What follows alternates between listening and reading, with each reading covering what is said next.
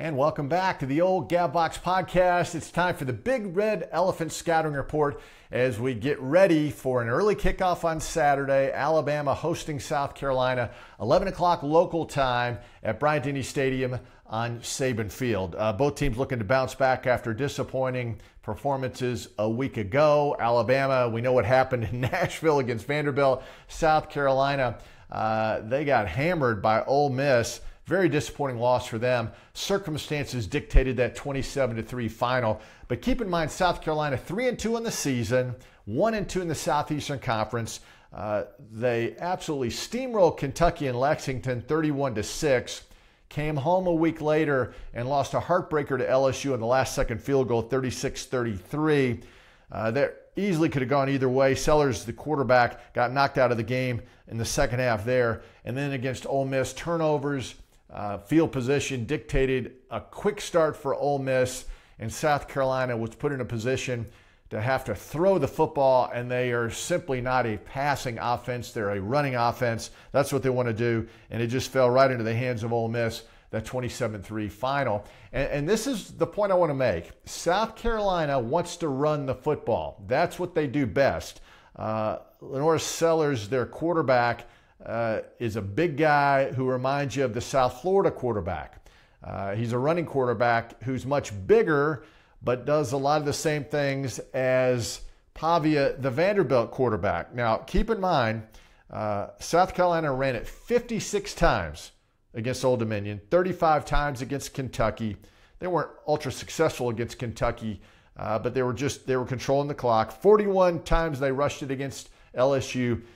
53 times against Akron, and 43 times for 151 yards against Ole Miss. Last week against Alabama, Vanderbilt ran it 54 times for 186 yards. They controlled the clock, 43 minutes plus. They were 13 of 18 third downs, never punted in the second half. And when Alabama just needed a stop at the end to get the ball back with 3 timeouts and the 2-minute stoppage, they couldn't get it back. Vanderbilt ran out the clock. So South Carolina comes in. Listen, don't get fooled by the score last week against Ole Miss. This is a South Carolina team. Again, a young offensive line that gives up a lot of sacks, 4.5 sacks a game. That's the worst number in the country. They're last in the Southeastern Conference sacks allowed. Their quarterback, Sellers, while he has more than 400 rushing yards, has negative 200 sack yards.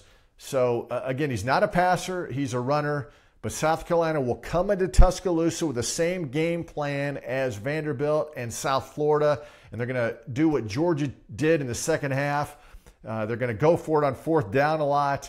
So I'm telling you, Alabama's going to have to make some adjustments, and Kane Womack, the 38-year-old defensive coordinator, former head coach at South Alabama, last week in that game against Vanderbilt, no adjustments were made at halftime in the chess match in between coaches. Vanderbilt came out early in that third quarter, and they were just looking to see if Alabama was changing anything, and they didn't. Predominantly man coverage in the outside. The defensive backs have their back turned to the line of scrimmage. The linebackers are out wide, and it creates these running lanes. We saw it all day against Vanderbilt. South Carolina will try to duplicate that game plan. So we'll see what happens. Offensively now, Alabama is fine. Against Vanderbilt, by the way, they average more than 9 yards per play. I mean, think about that. And aside from the collision interception in the first half, and then Jalen getting hit when he wasn't looking for the oncoming rusher from the right side where he had the fumble, both of those led to scores for Vanderbilt. The offense was just fine. And again, Alabama will try to establish that running game as well. They wanted to against Vanderbilt, but they fell behind so quickly they had to pass much more than they wanted to. So again, as we break down this game on Saturday, South Carolina comes in with a very salty defense. I mean, this is a defense that gets after you. They're on the field more than any other defense in the Southeastern Conference. They played more plays than anybody else in the SEC. That is not necessarily a category you want to be first in.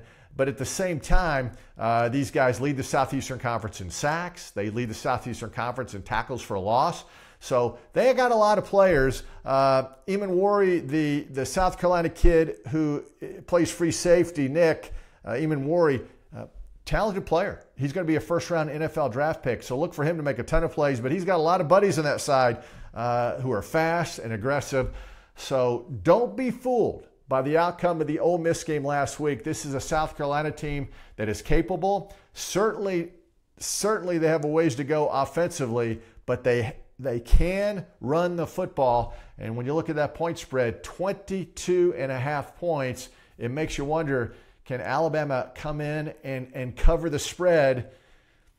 I think it's going to be a game where Alabama will win comfortably, but I just don't see them covering that spread of 22.5. Again, Ole Miss covered. South Carolina was put in a position where they were coming from behind, had to pass the football. If they can avoid that, they do what they do best, is run the football, take the pressure off that offensive line as far as pass protection. They depend on their defense. So I think Alabama, again, bounces back with a win. I don't think they're going to cover the 22.5 points, and we should have a good time. Weather's going to be fantastic on Saturday. And again, keep in mind, Kane Womack, the defensive coordinator for Alabama, he must tweak some things in this chess match between coaches because, yes, Tennessee is on the horizon, and we know what kind of offense they have, although they were stalled at Arkansas. But man, oh man, is this an interesting SEC season or what? Look forward to seeing you at the game on Saturday. Roll Tide, everybody.